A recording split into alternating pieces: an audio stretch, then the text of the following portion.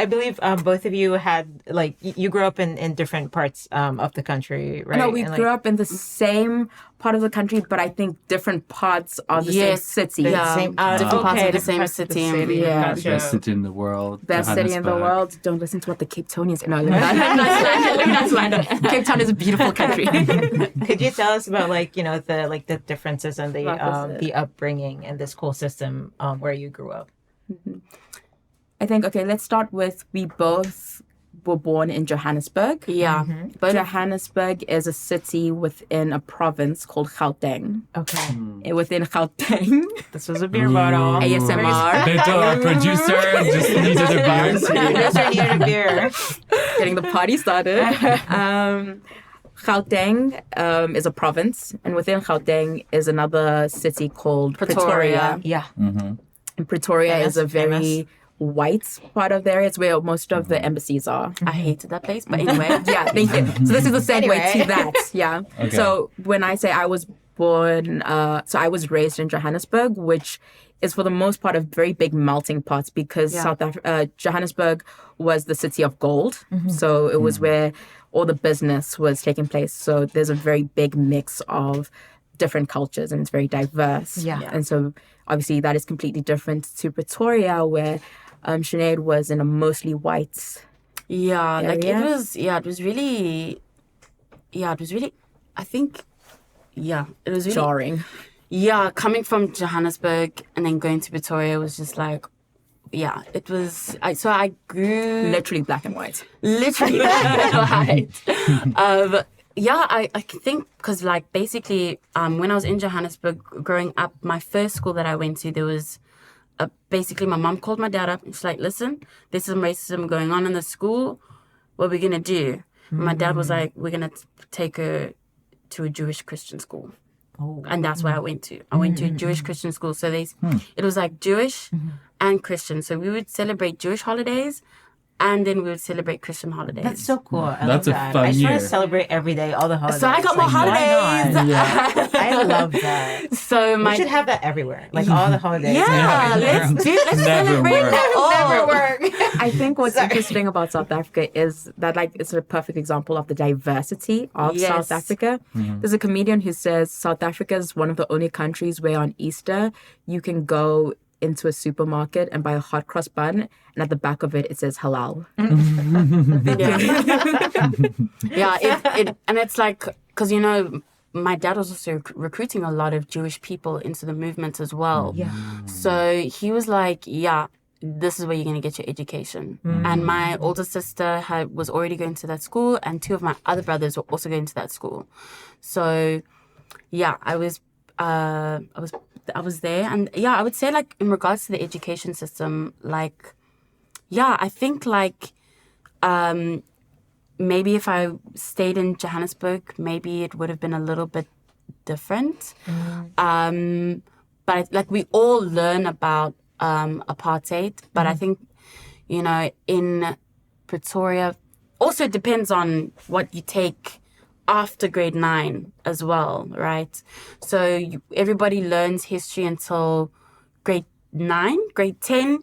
Well, grade 9, you choose your subject. Yeah. And then so if you choose history, you know, I think you would have a little bit more of like an in-depth kind of like more than basic knowledge. And I think also they just for me, because I went to high school in Pretoria, so you know it was going to be a little bit more maybe censored, maybe a little bit. I mean, we had Pretoria Girls High. I think we spoke about that as well.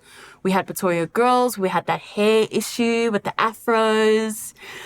So like you couldn't have your own natural hair out if you were a black person or if you were a person who had a biracial person. Yeah. I would just like to introduce, just to give a little bit of context.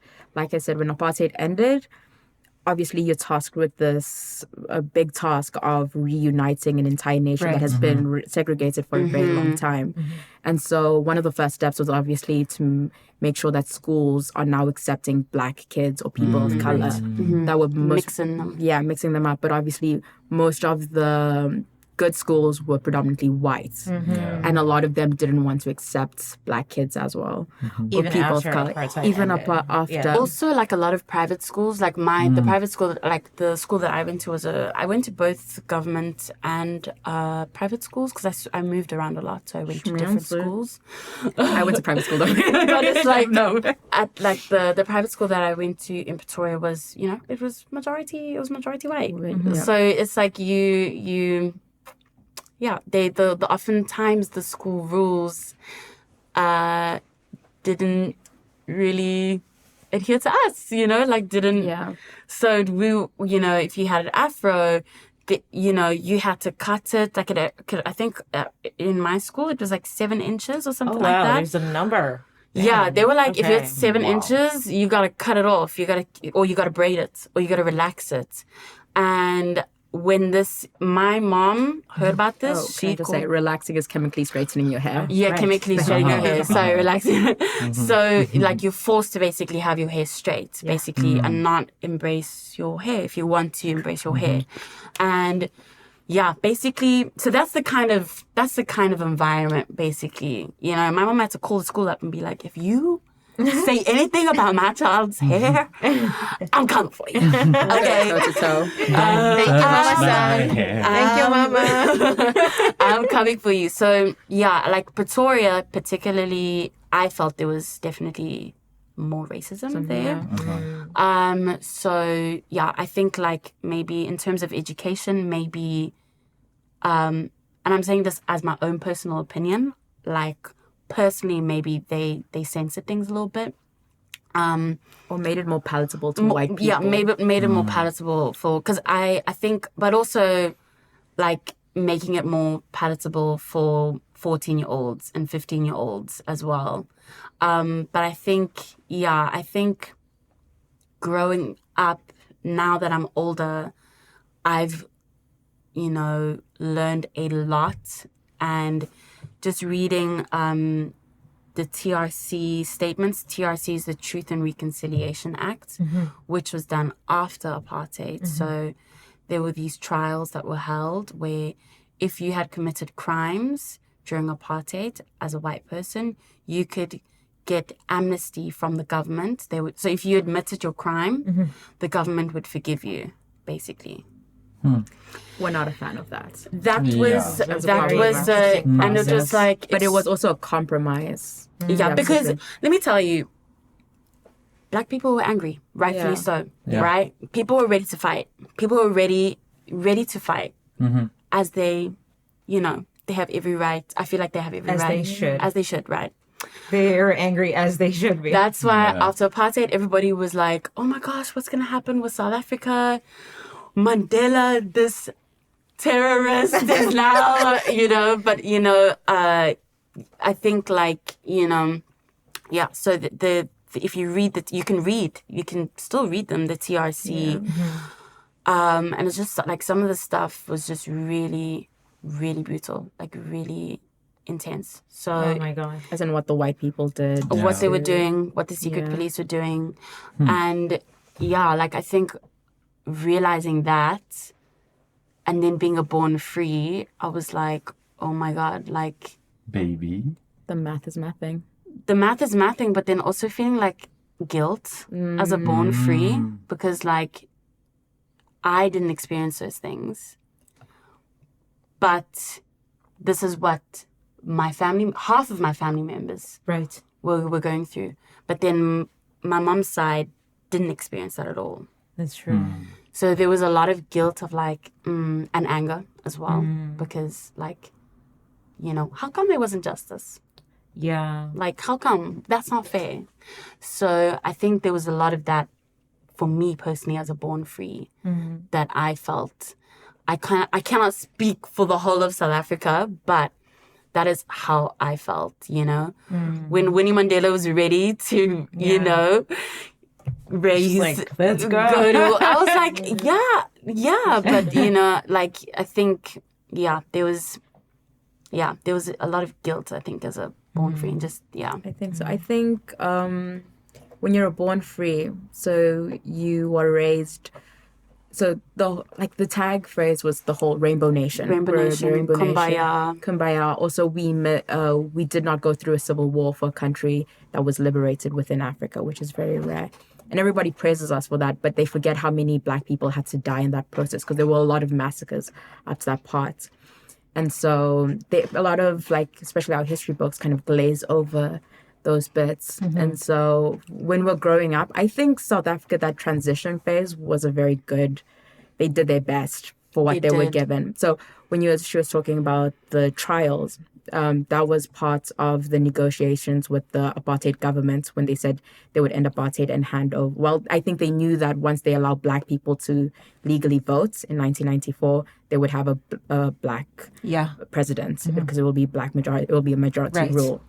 That's the whole transition thing. The transition. So, like, part of that was obviously you have a lot of white South Africans who are no longer Dutch and are no longer British. They consider themselves South African because they've been there for so long. So where do they go? And you don't want to alienate that because obviously then you start a civil war. So in order to avoid that, it was like the safe option out. I think now that we're older, we're looking back on that and we're realizing how much of a cop-out it was. But considering the time and everything. And the alternatives. Exactly. And also a lot of Black people, they didn't want reparations in terms of like money. It was more land. Where the value was. Yes, which that didn't happen. That's why a few years ago we had the land back movement started coming up again because we were like, hey, yo, that land. Remember the land? Also, because white people are still benefiting. They have like farmland and all that and they stuff. still own majority of the land too as well. So it didn't go. I mean, obviously, I think no country has really like smoothly, completely absolved or like transitioned well. So I think considering everything, but also for me personally, as a born free baby, especially being mixed race, obviously identity politics goes into that as well, right? You're a mixed race baby. In South Africa, I think that the Rainbow Nation days, the post-apartheid, I guess it's a high in a way as well, because a lot of people were like, they saw change. There was hope in the air as well. But like, if I look back on the way I was raised, TV, there was so much diversity because now Black people were on TV too. We had our own soap operas. In South Africa, the news channels, so we have 11, now we have 12 official languages because sign language was put into. But also we had 11 official languages at the time. Wow. For the news channels, each channel, so we had 3 main TV channels. The SABC 1 would show news in isiZulu, if I'm correct. SABC 2 would be Afrikaans. SABC 3 would be English. And so that's how they, also with like our soap operas and stuff, each channel had it in a different language. We had something called Takalani Sesame, which is the South African version of Sesame Street. And every single day they would play it in a different language. It would be the same episode in a different language. That is so And cool. so if you think about like in America, how they deal with diversity, I feel like in South Africa, they did a fairly good job of like representation. Also, I want to add that South Africa has the best constitution in the world on paper. On paper, Execution is a bit iffy, But we do have the best constitution. I mean, if you saw our lawyers and how they were how to lawyering frame it up. They know how to throw it down. They know how to throw it down. Just for context, this podcast recording is happening a couple of days after the ICJ session. So yeah, this is, it's very important context. We have seen the South African lawyers in action. Exactly. I also sometimes think that like Mandela and like a lot of like the government, they did what they could within like Western constructs as well. I think I think there's a lot. But I think they had to do that because if not, then they would have intervened. America would have intervened because that's what happened with Burkina Faso, every other country that Congo, every country that has tried to be liberated and tried to get away from international aid, tried to have their own thing, was someone eventually gets assassinated. By who? I'm not going to say, but Western powers. By who that shall not be named. So I think that was also a way of protecting South Africa in the sense of being independent from like Western influences. Yeah. But also I think Nelson Mandela was very salty with America too. He was. I was telling you guys interview. earlier about an interview that he was literally saying that the US is the most evil government in the world. Yeah. And like, you know, TM. but it's like, you know, keep your enemies close, you know? And yeah, I think because he recognized oppression all over the world. And I think, you know, and how it's all interconnected. I think we should also just quickly touch on the fact that so Nelson Mandela was a lawyer by trade. He was a very smart man and very calculated. And this is something my mom also said, because obviously she worked with him when he was touring around Japan, because after he was released from prison, he did a whole tour of the world and he came to Japan too.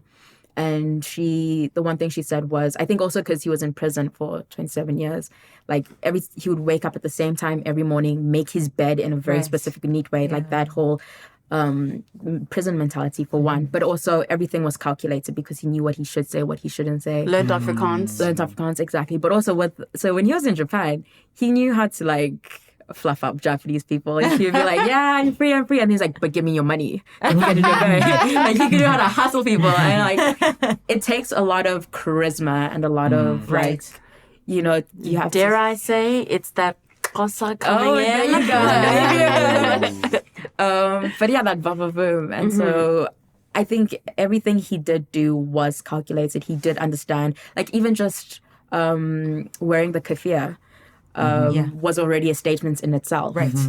Absolutely. And also, because like what I was telling you guys about my dad studying history and all that stuff, he was studying colonizer history, African history, he was studying everything. And it's like, because you literally need to know who your enemy, who you need to who you're up against, what kind of systems, what kind of systems you need to have that knowledge. You know, they say knowledge is power. Yeah. And I would like to add on that is that I think people don't realize, like I was saying, Black people only got a certain amount of education. That was the Bantu education. Yeah. All these freedom fighters, our parents, everything they did was self-taught. They had to find, they learned about everything. They studied. And it's wild because like even my dad, photography, that's not something you were taught. Like even just owning a camera was a big thing. He saved up a lot of money to get that. And it's like all man, like DIY sort of revolution in a sense. I mean, they literally tried to kick my dad out of a lot of schools, but he was like the top 3. He was too smart for them to be kicked out. Like, so they were like, "Oh, can't help you. Sorry, just stop." And you're like, "I'm sorry, I can't." But I think with us both being like half, like it's like it's an interesting.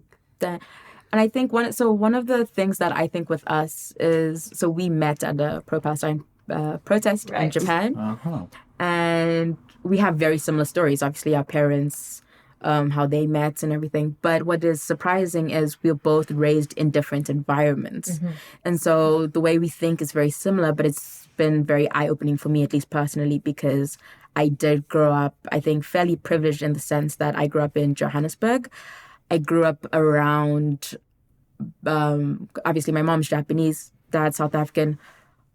She didn't really have a community per se in Japan. So her community were the other freedom fighters. The other freedom fighters were mostly other people in interracial relationships as well. So when I grew up, I had a lot of mixed kids around me. Like I've never had to think twice. It's only ironically coming to Japan where I was like, oh, I am not considered equal, which is it's a very backwards way of experiencing life. But the school I went to, I also went to a private school, but when apartheid ended, obviously they wanted to make sure that all the schools technically were supposed to be mixing and integrating properly. So we had a census every year where the schools had to say how many people were Black, how many people were white, and do a whole count, which I think every time I tell Americans this, they're like, oh my God, that's so like backwards. And I'm like, no, but like, you know, there's the goal. Yeah. Is forward. What was really cool about my school was I think very early on, I was like, I don't know which category I go into though. Right. And my teachers were literally like, whatever you want. So literally every year, one year I was Asian, the next year I was Black, the next year I was colored, because for a time being colored was technically mixed race. And so, but my teachers at no point ever told me, no, you're this, or no, you can't be this. This is your box. And so I think that was also a very important lesson, was learning the duality of my race. And your box was? My box? Yeah, so the teachers were like, no, that's your box. Oh, no, they didn't put me in a box. Oh, and they that's why, didn't? yeah, Okay, so okay, every okay. year I could change what I wanted to, and I really that appreciate year it was that box. that box. Okay, And so they never told me that, oh, like, no, because your skin is very light, you can't be Black. Or they didn't say this or that. They're like, if that's what you... Yeah, she had the freedom. Okay. Yeah, to take whatever. Yeah. Box And you so, and my school was also a private school, but it was one of the first private schools to actually accept Black kids into it. And so a lot of the Black activist kids also went to it. So I think our education system was built more on emphasizing the struggle and learning about our history. And so I think just a lot, when I think about, especially, Palestine, for example, we had protests back in high school too, and that's because I think when you hear your parents talk about it, you get interested. If your parents are watching the news, because this is before streaming services, they were 7 o'clock, your parents are watching news. It doesn't matter what happens, and so you watch it too. And so if they start talking about it, you start listening into. I think radio was a very big thing when I was growing up, because you would have to drive to school back and forth. Talk radio was a big thing. I remember even like newspaper. I think South Africa's news or like media back in the day was so important because they didn't hold back. And so I remember like every Sunday, if there was a big scandal, my mom would like drive out just to get the newspaper. And like you would drive around to try and find the biggest scoop. And so being informed with what was going on in the country was like a very big thing. And so even when you went to school the next day, you'd be like, oh, everyone would be talking about it. So I remember because Black people were not allowed to vote until 1994. There's a very big emphasis on people voting, as in our generation voting. Like, it is a privilege, because my dad literally, I think I'm a few years older than his ability to vote. Yeah.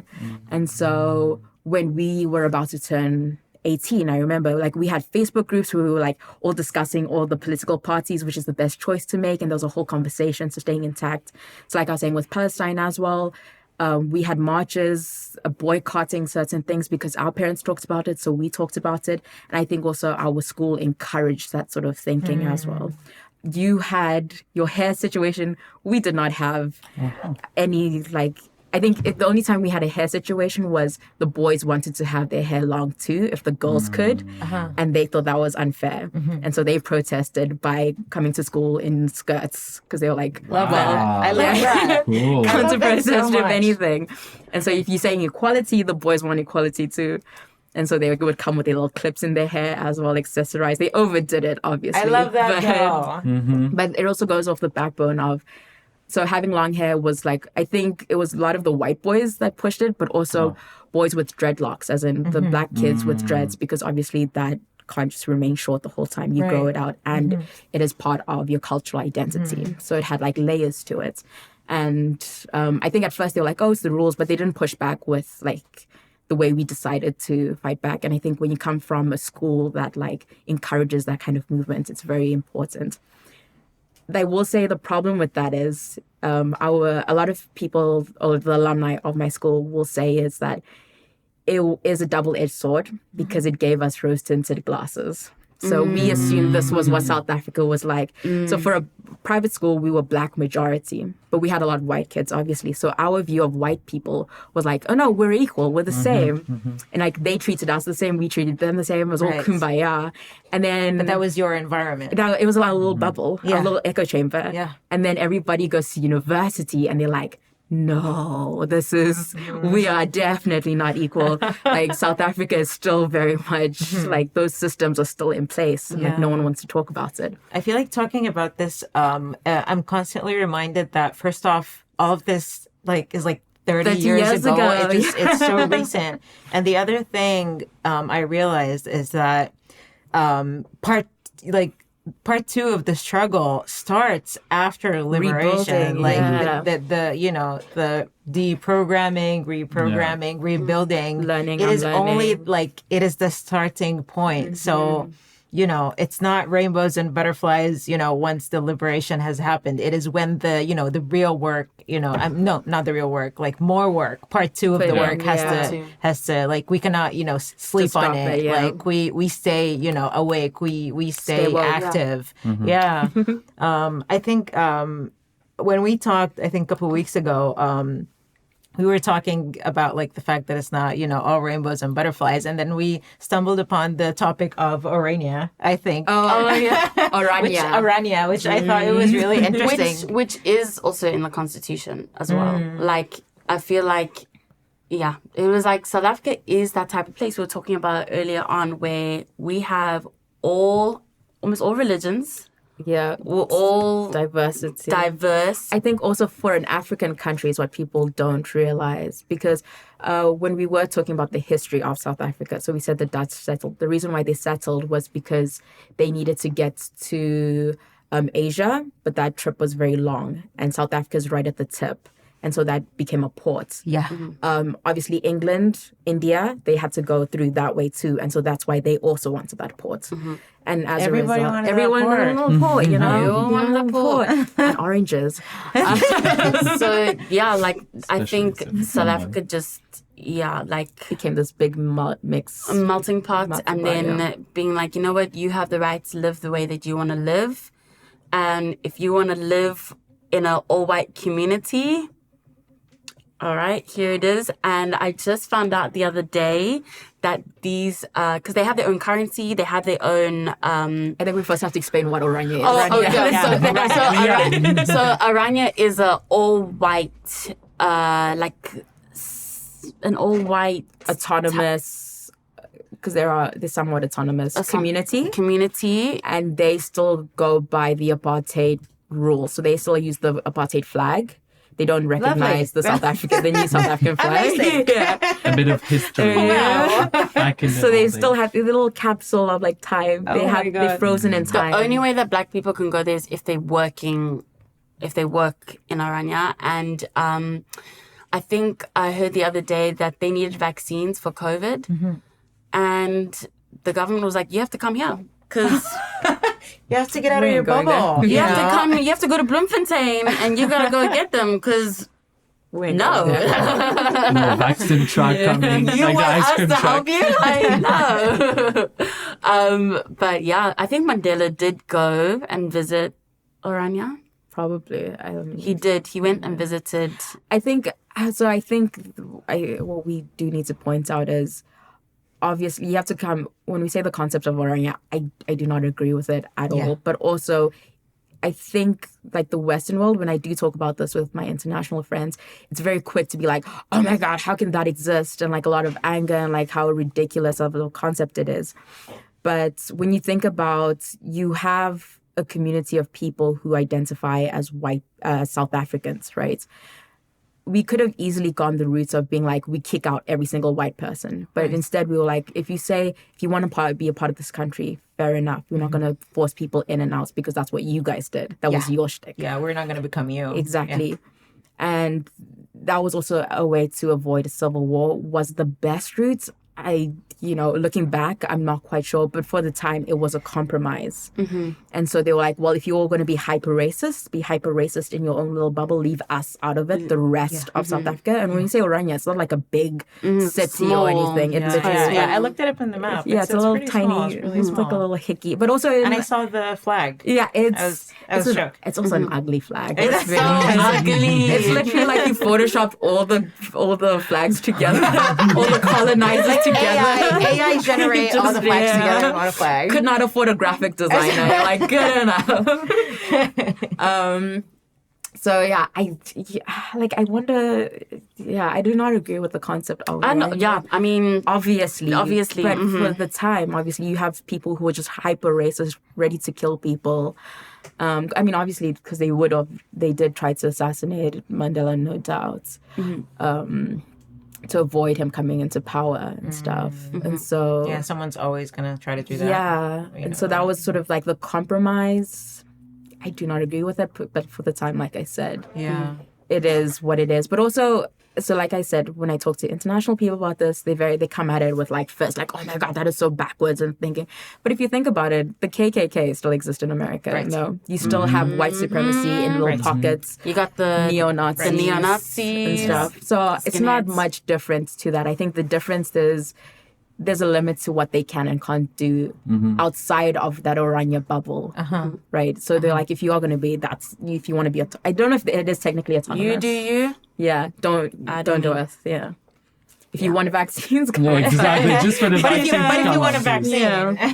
Because it's like because they have their own like Governing president body, and governing body yeah. and stuff. So the government was like, well, I think I don't know if this is true. Word on the street is if you want to gossip. Oh, is that but they also use the old flag, the old South Africa. If you Google the old South African flag. So Beto, our producer, is searching for the flag. he's looking at the ugly flag. Yeah. Oh, I didn't know that's the Oranje flag. It looks like iron. And no matter which one it is, I was gonna say it's iron pretty proof, but I don't ugly. want to get sponsorship. Is it?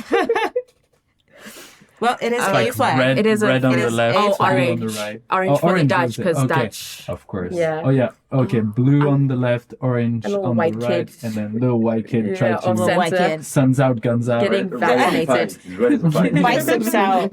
No, ready to get his vaccine. Yeah. On the arm. But where were we going with that? I forgot. Tried to- Vaccine. Oh no, that was the little kitty. No, Little kitty. it's not the vaccine. No, it's the little pocket in South Africa. It was a compromise. Yeah, but it is, it is a pathway. It is is, a pathway yeah. that, Going for worked. word on the street. This is the little Oh, gossip. yeah. Little Yeah. gossip. Okay, I don't know how true it is, but this was someone said that a lot of the arguments from a lot of white South Africans is look at Oranje, they don't have any crime or anything anymore. We should just go back to like it's Oh just a my little God. joke. Let's just try it out. Like, look, we tried the whole thing of having black people ruling, majority ruling. Look at how sweet it is. But the thing with Oranje is apparently they don't have a police station. So all the crimes that are committed goes, obviously, if you don't have a police station, there is Unreported. no crime statistics. yeah, And so that's how backward it is. It's like a self-governing. yeah. Also, it's so small. I don't know how good that is for. Bottleneck genetics. Yeah, the genetic pool. But anyway, I mean, they do them, so we're not going to judge. Safe space. But yeah, there are many ways liberation To could go, I guess. Yeah. But I think what's interesting with the whole liberation thing is I don't think there is ever like one country that has done it perfectly. But there's no such thing as perfect in this world. exactly. But no. also, I think what I've been learning growing up is it's all about compromise. As much as you want to say that's like ridiculous and everything is, we're only human at the end of the day, right?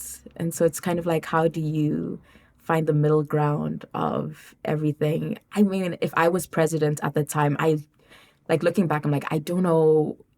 Given if I were to be born and raised in apartheid, like even just the idea of having to forgive everyone, I think that is such a big compromise as it is, and it takes a lot of guts to do that. Yeah.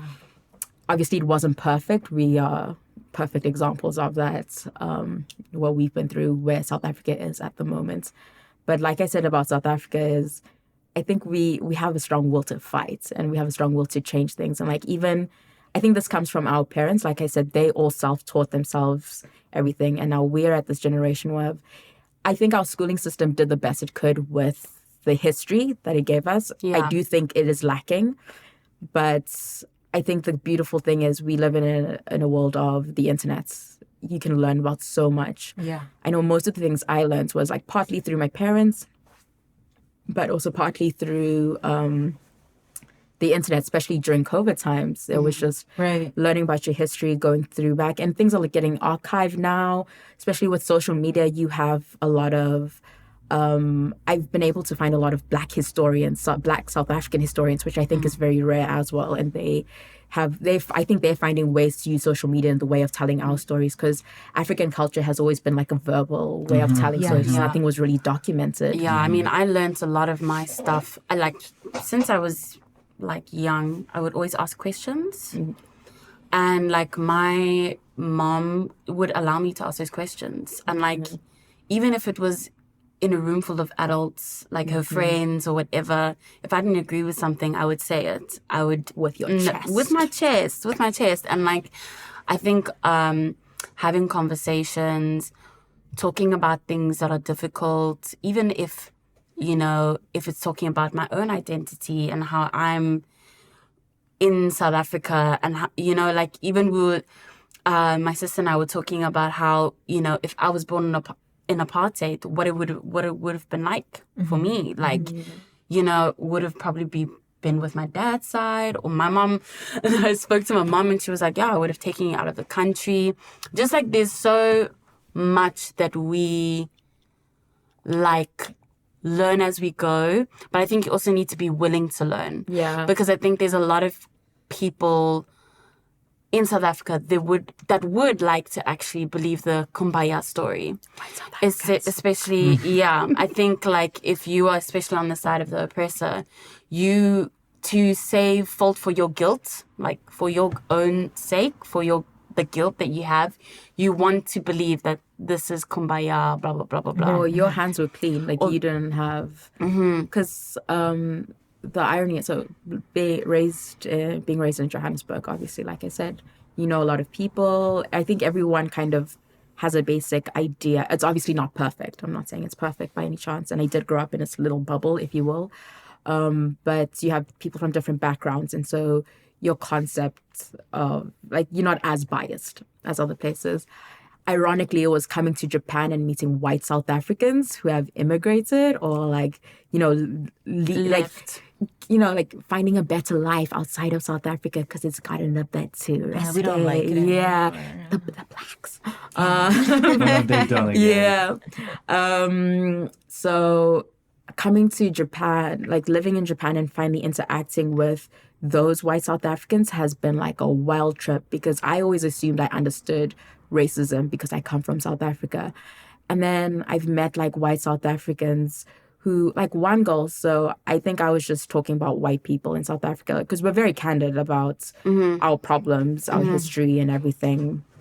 And she got very angry. She's like, oh, I can't believe you putting me in the same, like, don't put Afrikaners in the same category as the British because they were the worst. And I was like, but you guys literally created the apartheid system. Also, you're saying this to a person that's half black. Yeah. Right? And she's like, yeah, well, at least we're racist to your face. And I'm like, ooh, that's not what you... that's not a thing to be proud of. That is a thing to say. Yeah. And so it was such a wild card. And the funny thing is when I first met her is I was with a German girl and she was like, oh, you know, she's South African too. And she was like, oh, I'm South African. She said, which part of South African? I was like, oof, okay. But like her whole thing was when she introduced, because she loves being like, loves going, oh, guess where I'm from? And people can never guess South Africa because she's a white girl. Yeah. And she's like, oh, South Africa. And Japanese people are always like, oh my God, a white South African. And she's like, no, but like, you know, we're a rainbow nation. Everything is great now. You know, apartheid was there, but like now everything is perfect and she's being all kumbaya about it. And yet when I was the first like person she's met that like held her and I was like, because she got angry, which was like, no, I'm an Afrikaner, you know, we're not as bad as the British and all this stuff. Like literally apartheid created it, straight up told her out in front of everybody. And she's like, well, at least we're racist to your face. And I'm like, that now your true self is coming out. Now. Like, listen, just listen to what you're saying within that bubble. And so it's been such a wild... Also, I've learned that growing up around a lot of white people will feel more comfortable to be racist towards half, like, biracials because of your proximity to whiteness. Yeah. Like, they'll feel way more comfortable doing that. I will say, I don't think it's exclusive to that because being half Japanese, I find that Japanese people, if I mainly speak Japanese as well, and like I bring out more of my Japanese self, because I don't know if it's the same with you, but being mixed, you do have two identities. Like you, not code switching essentially, but like, you know, it's easier, you know how to navigate your way between two different cultures. I think also being multicultural, right? Yeah, being, if you were raised in different countries and stuff. And so with my Japanese friends, I think there's that whole conversation about half and how much of a Japanese person are you in that sense and whatnot. And I will always say, yeah, I'm Japanese. I'm proudly half as well, but proudly Japanese obviously doesn't mean I'm not Japanese. And a lot of my friends I will fight for to be recognized as Japanese first. So if you ask me where are you from, I'm like, I'm Japanese straight up. It's only until you accept that, then you can be introduced to my South African side and the duality of that. Interesting. So I demand respect in that sense. A lot of my friends have already earned that respect in a sense, but then I realized they feel more comfortable being racist about like gaijins in front of me. And I'm like, oh, but that's what Japanese, like, that's how they see me. Do you understand? Yeah. But it's really weird where I've expressed all the racism I've experienced in Japan, and then you feel so comfortable to talk about foreigners in Japan to me like that. Yeah. And it's like, literally, this is what I've been telling you. Like, you're not really listening to it. So they kind of see me as I get that past privilege of being Japanese. So they're like, yeah, but not you. Because... Oh my God, it's the same experience I've had as an Arab in France who doesn't look, and in his style and stuff, Arab, like their image of the Arab. So they felt very comfortable saying racist stuff in front of me and saying, but you're the good Arab. Yeah, exactly. You're the good one. Yeah, exactly. You're more like us. You're white passing Integrated. tattooed guy. Exactly. Yeah. So yeah, so it's, I think in every aspect there is some version of that, which is wild. I also think like I was just thinking about it now, like I think with Palestine, like we were talking about the part 2 of like what happens afterwards. Part 2. And like The liberation. the liberation and like how our parents didn't really talk about what was going on. But like I feel like maybe it's difficult to ask people to do that. Because you're asking people to relive trauma. And you're asking people to relive trauma. But if there's a way to an outlet for the rage, I think inside. Low-key, I think it is having access to therapy for that generation might help. Because I think, so this is like a little bit of a tangent in a way, but when the Tinder swindler was like a big thing, right? Like my friends were all watching it back in South Africa, COVID and everything. My friends, most of them are Black. We had a whole conversation, and like the wildest part of that whole documentary wasn't the whole swindling bit, because we're Africans. Like, yeah, we get swindled a lot out of love. Like that's a Tuesday for us. But also the concept of giving money to a guy, I'm like, ma'am, in this economy, A lot of money too. In this economy. But like, no, the wildest thing was, I think there was the one girl from Sweden or like one of the Scandinavian countries, and she was talking about like how she got into debt, she was feeling suicidal, so she drove herself to the mental institution to get help. And we're just like, you can just drive yourself to a mental institution and get help and therapy? Wild concept. Like, that is how accessible it is. And that was the wildest part for us. And so I feel like if we can get to a place where we have enough of a social structure where I think it's kind of like up to our generation too, to like give back to that generation of like stability. I mean, it comes to the government as well, right? But like even just like basic healthcare where you can afford therapy, or like to just, I think because at moments we're normalizing therapy, right? Especially after COVID. Make healing normal again. Yeah. Make healing normal. Exactly. Like give them an outlet or like a safe space for them to talk about it. Maybe it's not specifically into talking to us, because you were saying that I don't know if you feel comfortable saying, but your grandmother only started talking about the Nakba. Right.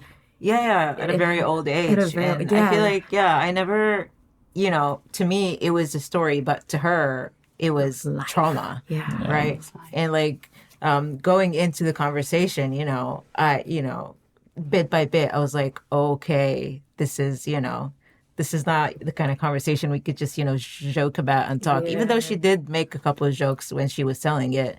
I think that's how you survive trauma. Yeah, she would be like, well, we had no water, so we had to like, use some net to like, sift really, really dirty water. And I'm like, okay. That is terrible. She's like, we just, walked in the desert for a while, and then my cousin gave birth in a tent. And she's like, she was casually saying it, but every now and then she would kind of stop, and you would feel, the tension. like See, same thing with your father's Yeah. studio getting bombed. Very Yes. casual conversation. Remember when they Yeah. So I think that is something that like. So I think in a sort of a way, that's something I've been thinking a lot about is with Palestine, the next step. I mean, because liberation, that has to come at some point, right? The next step is like, how do you, because at the moment, it's survival mode. After that, like that grand scale of everything, and especially because you have documented history, so it's so easy to like be triggered or like come back to it. Yeah. Is just a wild. Also, I'm so aware of how trauma is genetic as well, how you just inherit trauma, like if it's not spoken about as well, or if it's not, even if it's not spoken about, like even just like let out physically as well. The body keeps count. Yeah, because the body keeps count. But I think like we were talking about earlier, like there's no set way, but I think definitely being in commune with being surrounded by a community and not to fall into individuality. Yeah. And, like how to ask for help if you do need help. I don't know how to like, I feel like there's a lot going in my head. Like, I don't know, but I think, like I think maybe it's like even a step for maybe us worldwide to talk about things because if we want to be a more civilized society, we need to come together consciously, if that makes sense. Bringing it back to the Black conscious. Bringing it back to Black consciousness. Whoa. What did you do just there? Some gymnastics. But I think it's also about having the tools. I think that's the most important thing, is the tools to tap into those aspects of it. Yeah, because I think To like normalize it me as as a well. person, I have very ideological ways of expressing things. Like it's not the most practical way of expressing things. I don't have the most practical way of talking about things. So sometimes it does seem I come off quite like Woo woo. woo, you But know. there's a point to it. But I think also that is like at its core of it, before religion came into play in African ideology, it was mostly spirituality. And that sort of always has an underlining current when we're talking about even just our history and like how we come back to it. Because even though like Christianity obviously has a big place to play at the moment in South Africa, especially amongst Black people, there's still an undercurrent of like the old way or like a tradition, spirituality, like gut feeling is a very big thing regardless. And like listening to your chest, your ancestors guiding you and whatnot. Different people tap into it in different ways, obviously. Yeah. But I think at the end of the day, so when we're talking about African ideology, one thing we did mention was Ubuntu, which is, I don't know if you guys know what that is, but it's basically, I think an African philosophy, not just South African, but it's this ideology that is connected most of Africa, which is the concept of I am because you are. And so everyone is connected.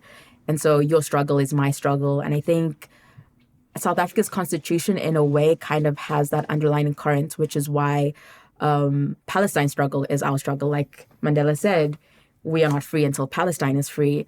So we've been through it. And so now we don't understand. I think every single freedom fighter or even like politician that has been to Palestine before, like since 1994, since they were allowed to travel, has said that everything that is going in Palestine is way worse than what South Africans went through.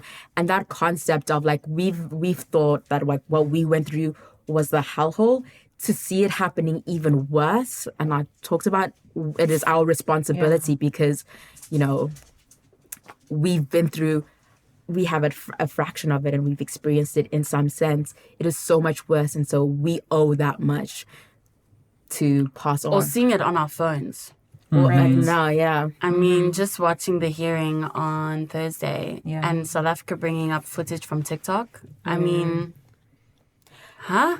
You know what was It is a new age. It is don't this mean age. to bring it back. I mean, because like I don't know when people will listen to this and whatnot. But you know what I found wild was I think we've all been in survival mode, so we've been microdosing because every day it's a new thing, and so I've only experienced it in small things. Yes. And that hearing was to hear the culmination of everything, and even that is only a fraction of it. Right. But to hear that and that's only the 3 months, the past 3 months. And South Africa also said that they didn't want to show Yes, you I all the respect images. that, Yeah, I remember. Because, yeah. It's not about war porn, which I think also that comes back to our history because like I said, so one of the reasons my dad became a photographer was that was also the narrative was like, you know, the whole UNICEF kind of starving naked black baby fly around. That was always the image they were giving. And he was like, no, we lived our life still.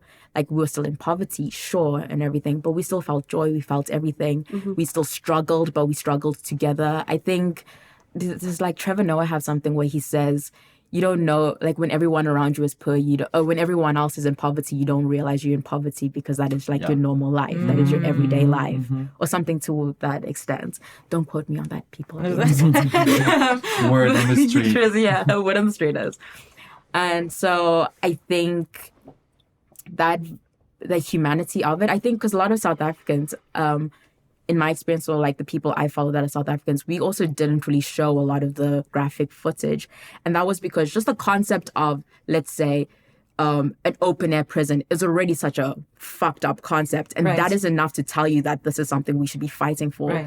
You don't need to. So we didn't need to see all of those images because that is where your humanity should be already. And so, I mean, because also like, if you say an open air prison, so like townships were also essentially an open air prison because you needed a pass to come in, come out. Yeah. It was a certain area. They obviously, like I said, we didn't have a lot of plumbing.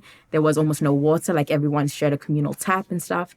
And so that concept, and that was on a small scale. So you think about when you're seeing the footage of actually what an open air prison, well, let's be honest, concentration camp is what it is. Because a prison you can get out of it. Exactly. Yeah. What I love, though, is the fact that South Africa, from the beginning, has always said concentration camp, Holocaust, shame on the ICC for not the double standard of Russia and Ukraine. And I've always appreciated, like, they've always stood that ground and haven't been afraid. They started the whole trial with Nakba. Exactly. For the granddaughter of a Nakba survivor. I was like, oh my God, concept. I can't believe Are you talking about finally.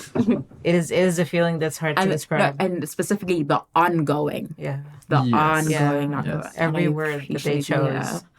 That is, And I think it's because struggle recognizes struggle. Struggle understands. And all of those lawyers were all raised in an apartheid era. I think people, and so it's very close to their hearts. And like I was saying in the group chat, it's taking place in the Netherlands, and the Dutch are the ones who colonized. And even the word apartheid is an Afrikaans word, right? Yeah, from the Dutch, and so it's like such a full circle moment. And then even having the Irish lawyer there as well, because like I think Ireland was one of the first countries to start boycotting apartheid. They started off with oranges. Circle back. Oh no! Circle back. Circle back. But they were like, these oranges in South Africa, blah, blah, blah. I think there were 2 women who started it. So yeah, like you were saying, like struggle recognizes struggle. Yeah. And like we were talking about it, before we started recording, was like, this feels like the domino effect. And like, I think you see Indigenous people in the US and in like everywhere, Indigenous people just standing up and being like, and the wild thing is everyone has their own struggle too. Yes. Yeah, man, baby. Those, yes, man. They stood up and they've got their own thing going on for them as well. And so I think that's what we understand is struggle, recognize the struggle. And even though things are bad at home, it doesn't mean that we can't. You know what it actually reminds me of? So when you started off, I don't know how this is going to be edited, but when you started off, you were saying how your dad was the kind of person that if someone didn't have food, they would bring food. And that is also part of like the Ubuntu philosophy is like even if someone doesn't have something, even if you have nothing, like that's just one thing people will always say about Africans is even if they have nothing, they will give you something. There will always be that sense of hospitality. I am because you are, right? And so with struggles, same thing. We have liberation. You don't at the moment. We know what that's like. And so we're going to help you fight for it. We're not going to stand by it. And the funny thing is, like, I've been seeing, I think being in Japan and witnessing everything, because I think in South Africa, you're in this echo chamber where everybody has the same thoughts. Yeah, it's obvious. It's like, obvious, to everyone. yeah. And then being in Japan, it's like, obviously we have our own little bubble. Right. That's one thing. But then you go to work, like on a weekday when there's no protest, you go to work and everything is just like... It's business as usual. Yeah, business as usual. Yeah. You're literally in your own little... Right. Japan is an entire island that has nothing to do with the rest of the world. And it's kind of like, watashi no mondai janai, which means like, it's not my problem. It's like, it has nothing to do with us. And so I think just the switch between that of like waking up in the morning, seeing everything, and then going to work and having to pretend like everything is normal. It has been so exhausting. So stressful. It is very strange. Yeah. It's maddening. Exactly. Yeah. And it takes its toll on you. And yeah, absolutely. so I think what I've realized was you meet a lot of different people in Japan because obviously the international community becomes your community. And from the global West side, what I realize is whether it's the ICJ or anything is they're always saying, yeah, but it's a lot of ifs and like if we win and everything. And for South Africans, like when we will win because there will be liberation. And like I was saying earlier, the biggest enemy of any liberation, like of any oppressive system, is persistence. Yeah. And like that's why it doesn't matter how long it takes. You do not give up. You do not give up. You will be free. And I think that's so we're talking about all of these indigenous people around the world standing up for it. It's because yes, we have everything can be done parallel to each other. We can fight. Our fighting for Palestine's liberation is also fighting for our own. And also realizing that they were negotiating with Mandela for a really long time before they actually, were like, okay, this is going to work. So don't just take the first thing that is offered to the table. Yeah. I think, like we were saying, Mandela's a lawyer. Yeah. But like he it was like, I don't know how long it was, but it was a few years of negotiating before they came up with like, I guess, a plan. So yeah, and like if he didn't accept it, then all right, like we're ready to leave the table. And I think people don't. That's the same thing with Palestine, isn't it? Is that everyone always mentions, Bill Clinton gave them a choice. It's like, no, that's not how it is. They keep projecting deals. Yeah, and it's like, well, also because what are we gonna do about it? Exactly, but it's like people deserve better. That is humanity. We shouldn't judge just because it gives us a little bit of an ounce of freedom. We like people deserve to be treated the same way and as equal and humanity, and you deserve to fight for what you deserve. The definition of a fair deal, could be wildly different. You know, from depends on where you're looking at it from. So I think that's it. That's why they keep saying that. Yeah. Stupid sentence. Exactly. I think this is a good way to like segue into what do you think the Palestine liberation movement can learn from the legacy of fight for freedom in South Africa? I think you touched on it a little bit right now with like perseverance, resilience, but what else do you think we could take away from solidarity? And I don't just mean that. This isn't specifically for Palestinians. This is for the rest of the world. And I think if you, like we're saying, is that the fact that South Africa was the country to bring up that the lawsuit says so much. Says so much because I like to describe South Africa as my little shithole country because we will talk. We have a lot of problems, but we love our country so much and we'll always fight for it. And South Africans will always fight for something that they believe in. And so the fact that South Africa, we have so many problems and yet we were willing to like fight. It's David and Goliath, isn't it? Because if a Western country, the global West should be the ones standing up for something because they're the ones with the alleged amazing education system that is so thorough and they have such great history. And we have our third world education apparently, and yet our lawyers debunked all of that, showed them up. but like, I think, everyone talks about the fatigue that comes with activism, right? But you have Chile, you have Bulgaria, you have, not Bulgaria, Bolivia. Yeah. Cut that out. I didn't say cut that out. But, sorry, Bolivia, South Africa, all of these countries that have continue to like stand up for something. I think Ireland, of course. I think I showed you the picture. So like I said, my parents were both part of the anti-apartheid movement. My mom, I showed you the newsletter. So there was the Japan Anti-Apartheid Committee had a newsletter, an anti-apartheid newsletter. I found this on the internet. My parents told me none of this. But I found one of the newsletters, and it's when my dad came to Japan in 1993. So they had like a welcoming committee. He was supposed to come for another exhibition, and this was to, it was basically, it's a long story. Yeah, so he came for a photo exhibition, and on the front it's my mom, my dad, and the welcome sign, and my dad is literally wearing a keffiyeh. Yeah. And I think that is so, because that is back in 1993, and like South Africa, he still didn't have the right to vote, and yet he already knew that they're on to the next liberation. Right. Yeah. And it's such a wild concept to see that. And yeah. So I think, that's what I'm trying to say is South Africa's solidarity with Palestine did not begin in October 7th. It's been an ongoing thing as soon as even in the midst of our liberation, we were still talking about that. It was ongoing. And so if a little country in South Africa with so many issues can still keep on that solidarity, America, England, all of these countries, you can too, as in the people, like your government might not back you up, sure, but it's an ongoing thing, yeah. And that is what solidarity is. I think also the myth of the West is dying as well. Yep. So I think It's about time. Yeah. It's about time. the myth of the West is dying because like literally like just seeing BBC and Sky News and all this Western news media outlets, America having veto power, but like not filming filming Israel and then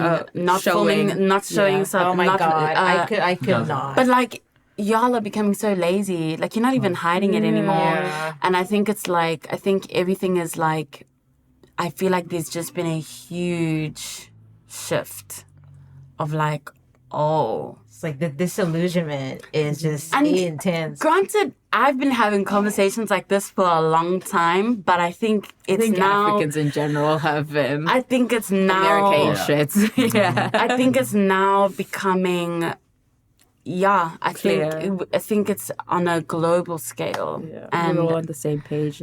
I think also that's another thing about social media is you can't hide from it now. It's very obviously there, and we have receipts. And that's something. receipts. And that's something that is different, and a tool that Palestine should use, because we didn't have TikTok and Instagram Indeed. back at. So I feel like Not this, should use, they are using. Yeah, they are using, but it's like this was something that we game Not changer. available. Game changer. I mean, Israel came with a voice note that was unverified. Like we didn't even know. Yeah. We were like, so I think, there's a lot more access to. You have a lot more access to people through social media. I don't know if you're going to put this in, but I do. My one qualm or my one worry is that you see, like I said, this has been going for like 3 months. We've seen the worst of it. It's like, how much more do you need to see to get on that page? And the fact that so many people are willing to be willfully ignorant despite the overwhelming evidence of it, I'm not going to lie, like puts a little dent in my sense of humanity, because you have that it's sense like, of, where have we when did we come this it far has that to like not to say like dystopian like Black Mirror type situation now, but it's sort of like, when did we lose that? Like how I think we were talking about this we both have quite a lot of German friends and not friends, acquaintances. They've been People we know. They've been quiet. But like So I have quiet. so many I know so many people that are like, when it comes to veganism, they watch one documentary and immediately completely change their entire lifestyle. And I'm like, how many videos? I know, because you're on social media, there's no way to avoid it now. How many videos have you seen and still choose to remain quiet? And I'm like, everyone shows activism in different ways, and I respect that, and of course, but it's sort of like, not even private. Do you want to talk about this and stuff? And so I do get the sense of like not losing faith in humanity, but at the same time, you have access to all of these things, and yet you're still choosing to be ignorant. It's such a weird, like a wild reality to come to grasp the earth. And so, yeah. I think also at the same time, like, maybe we needed to see that. No. Maybe we needed to see how actually disconnected we have become. We are from one another. We are disconnected. And I think maybe we did need to see that. We did need to see that people can scroll past a post. People can ignore. People can be silent. People can be disconnected from other people. And how we are completely out of touch from our brothers and sisters around the world, which I'm going to bring in. That is why white supremacy is literally the most evil thing on this planet, because that's what it does. It divides and it conquers and it makes people disconnected, so that you think that, oh, because this is not my problem, I don't need to worry about it. And I think maybe that was something as a world we needed to see. We are not connected with each other. We should. It's a wake-up call in a way. It should. Because how many other genocides have we also just scrolled past? Witnessed live. You know, there's so much going on. There's so much, like, violence going on. And I think, like, you know, when I was living in the US, it was such a crazy ride, because you get so used to the crazy that it's like, it's just a normal day. It's a normal Florida, day. man. Another shooting. Okay, cool. Kids just got, and also, like, you know, Donald Trump just the other day, he was talking about the school shooting in, I think it was Iowa, and he was like, yeah, it's sad. It's very sad, but we have to get over it. And then he just went on with the speech, and I was like, but I mean, I thought I've seen the worst of Donald Trump, but it just keeps coming, you know? And the thing is, like, if you are disconnected from each other, then change is never going to happen. And I think also, like, a lot of people you're talking about different forms of activism. Literally, every aspect of activism is affected here. If you're a feminist, this affects you. If you're an environmentalist, I was listening to somebody talk about how all the bombing, how it's going to affect the environment. Like, literally every point Comes back. It comes back, and that's what we're talking about. It all interconnecting, and that's why it's so important. Intersectional, and how, like, you know, us South Africa, us being the ones to rise up, and I think it's gonna not just take South Africa, but it's gonna take other countries to also back us up. Back us up. Pull up, baby. Back us up. Because, you know, if we want, and our president, you know, despite the problems and the political things at home or whatever, he said last year to the West, I think, was it? I don't know if it was the UN meeting, but he said that you guys need to stop treating Africa like the way you guys treat Africa. You need to start treating us like equals. You need to stop treating us like we're kids. You guys treat us like we're just children, you know, that we don't know any better or whatever like that. So I think this has all been an awakening. And I think, like, you know, we need to really look at, if we want to live on this planet and if we want to thrive, we have to be in tune with each other. And we will not be lasting long on this planet if we are acting up the way that we're acting up. So, yeah. I think, so to come back to the original question, I think it's like just having each other's back. I think like solidarity, I guess, was the point of it. But I think on another point, you saying step 2, what comes after liberation, and South Africa itself, even 30 years after, was still trying to figure that out. So we're trying to go back. We progressed in a lot of different ways, but we also failed in a lot of different ways.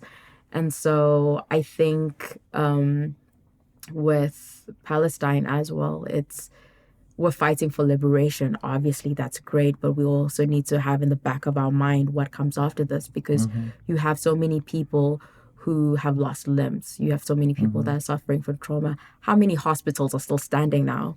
So once, you have to think about the fact that Palestine will have to rebuild all of this. And when that time does come, because in South Africa, when we did get liberated, our biggest problem was funding afterwards. Nelson Mandela had a bunch of people going around collecting money. Like I said, Japan, The messed up thing is the country that gave South Africa the most amounts of funding, Nigeria.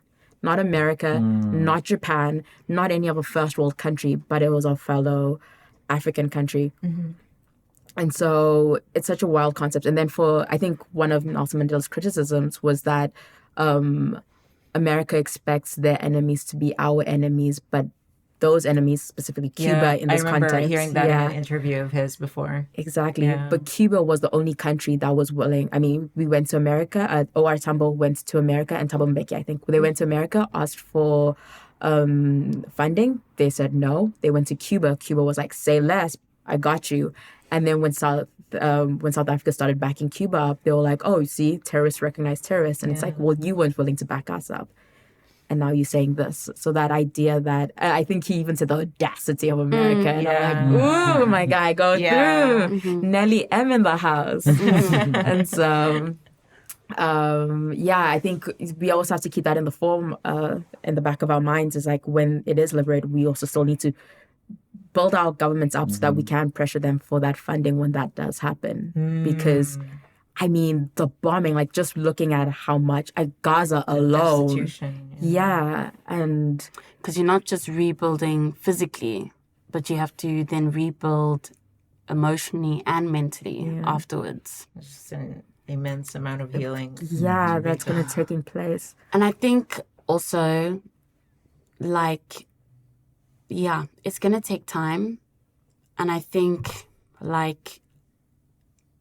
it's all a process as well, and being okay with, like, not everything is going to go the way that you want to go, that you want it to go. Where's my English going? But I think Nihongo jozu. But I think I think really just because one thing that historically colonizers have always done and tried to do is break your spirit. Don't ever let your spirit break. So I think one of the other things is always to have hope. Not let them die. And I think also, so with me personally, with my friends in Japan, everything that's been, I think my one hesitation with doing this podcast was I've only experienced this as a secondhand experience. And you reassured me, like, technically you too have experienced everything. And so with South Africans, one of our qualities is we always have your back, I think. I was telling one of our other friends that I think I was helping her with something, and she was like, why are you helping me? And I'm like, because you are people, like Palestine, South Africa, we are basically the same. Like, you are our people, Ubuntu, right? And so if you need anything, any help with anything, whether it's your apartment, moving, whatever, feel free to hit us up. We will help you pull up. I'll clear my schedule, do anything. And like, I think we've only met twice or 3 times. And I'm like, no, because I know immediately that you are going to be a real one. That's worth investing that time. That's beautiful. Exactly. But also I cannot even begin to grasp what it must be like to be a Palestinian, to watch all those, to see everything happening. I have experienced like the second hand of it from the South African end of like relearning our history. And that's only small in comparison, but to watch it in real time. but also like it's the small things like the Tears for Palestine. I don't think I truly understood the weight of those names being called, like having to read out each names. It was only once I understood the full like having someone explain to me, like you were reading out entire families. Like, I just completely broke Broke down down. halfway. Yeah, right? They were like, okay, everyone's gonna read 100 names, and then like I think at around like the 50th or 60th name, I recognize a name, and I just was completely, oh my god, I cannot. exactly. I could absolutely, yeah. And I think it was when like Hanin was explaining how small Gaza was, and like so it's obviously it's the community based, Yes. and like people. And I think that was lost in translation from my point of view. And then hearing from that point, like I reevaluated everything that went through during the Tears for Palestine event. And so it hits even harder. And so it made me realize, like, as much as we are experiencing the same thing, the way we experience it is different. And obviously I can never understand what is going on. But what I can do is be the supporting character and help in any way possible, and at least soften the blow in that sense. So if you do need help with like your everyday life and stuff, exactly, and you are people. And on a completely irrelevant note, I thought Ubuntu was just an operating system. Oh yeah, that for when you Linux Google it, people. Linux people. that's what white people do. I used Ubuntu before. Yeah. I loved it. But it's a philosophy, and it's I should definitely read more about that. Ubuntu. It has multiple meanings, and I think a lot of different indigenous languages, like African indigenous languages, use it too, which is why it shows like how connected everything was. All right. Okay. Well, we obviously have so much more to talk about. We could literally talk like, all night about this. We had me and Neo and Sinead. Like I think in total before the podcast we talked like 5 hours in total, like to each of you. So and it never ends. There's just so much to talk about. But hopefully, we can definitely continue that. In another episode, but I just want to thank you guys so much for doing this. I can't describe to you guys how much it means to like Palestinians and like pro-Palestine people when you guys give us hope with talking about liberation like this. So yeah, thank you girls so much, and we'll see you guys in the next episode. Don't forget to comment, like, and subscribe. Thank you for having us. Yeah, thank you for opening the space to us as well. No, thank you. See you guys. Bye. Bye.